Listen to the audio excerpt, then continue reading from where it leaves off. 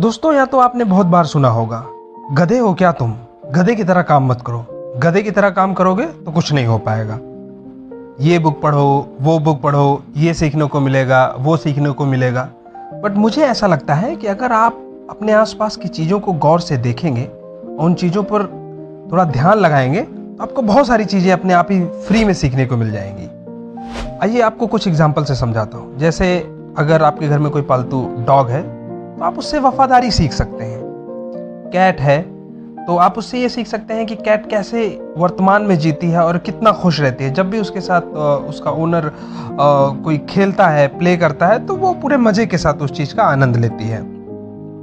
और जब भी मैं यह सोचता हूँ या सुनता हूँ कि कोई अपने बेटे या भाई को ये बोलता है तुम गधे हो, तुम्हारा कुछ नहीं हो पाएगा, स्मार्ट वर्क करो, मुझे पता नहीं क्यों आज ये लगता है कि गधे को बेवजह ही बदनाम किया गया है। मैं मानता हूँ कि हर व्यक्ति और जानवर से हम कुछ ना कुछ सीख सकते हैं और उसमें कुछ ना कुछ ऐसा ज़रूर होता है जो सीखने वाला होता है और उस सीख से आप अपने आप को बेहतर बना सकते हैं। और सीखने का यह सिलसिला ऐसा तो नहीं है कि आज सीख लिए कल सीखना नहीं। सीखने का सिलसिला तो ज़िंदगी भर चलता रहता है और अगर आप सीखना चाहते हैं तो किसी भी उम्र में किसी से भी सीख सकते हैं। बस आप में सीखने की ललक होनी चाहिए। दुनिया में कोई भी ऐसा शख्स नहीं है, ऐसा चीज़ नहीं है जिससे आप कुछ ना सीख सकें, यानी कि उसमें सीखने लायक कुछ ना हो। अगर मैं गधे की बात करूं तो गधे से आप 3 चीज़ें सीख सकते हैं।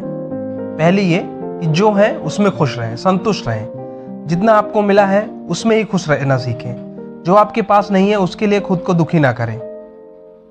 यह सुख जीवन का मूल मंत्र है।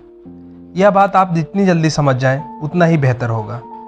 जिस प्रकार गधा संतुष्ट होकर कहीं भी खाना खा लेता है, कहीं भी घास चल लेता है, उसी प्रकार बुद्धिमान व्यक्ति को सदा संतोष रखना चाहिए और फल की चिंता किए बिना ही अपने काम में लगे रहना चाहिए। वैसे तो आप देख ही रहे हैं आजकल को ये चाहिए, वो गाड़ी चाहिए बिना ज़रूरत की। उस चीज़ को पाने के लिए लोग असंतुष्ट हैं, नाखुश हैं, जिसका कोई मतलब नहीं है उनके जीवन में। आपको वो गाड़ी मिल जाएगी तो आपका क्या चेंज हो जाएगा? आपको अगर पार्कर का पेन मिल जाएगा तो ऐसा तो नहीं है आप भविष्य लिख दो। और आपको अगर जो है कोई महंगी घड़ी मिल जाएगी, ऐसा तो नहीं है कि भविष्य का टाइम बता देगी। टाइम तो वही रहेगा। तो जो है उसमें खुश रहें और आगे बढ़ने के लिए प्रयास करते रहें। दूसरी चीज जो हम गधे से सीख सकते हैं वह यह है कि हर परिस्थिति में अपने आप को ढालें। व्यक्ति को गधे की तरह मौसम की परवाह नहीं करनी चाहिए। जिस तरह वह मौसम की परवाह किए बिना लगातार काम में लगा रहता है, सर्दी हो, गर्मी हो, धूप हो, छांव हो, उसी तरह व्यक्ति को भी अपनी परिस्थितियों की परवाह किए बिना लगातार मेहनत करते रहना चाहिए।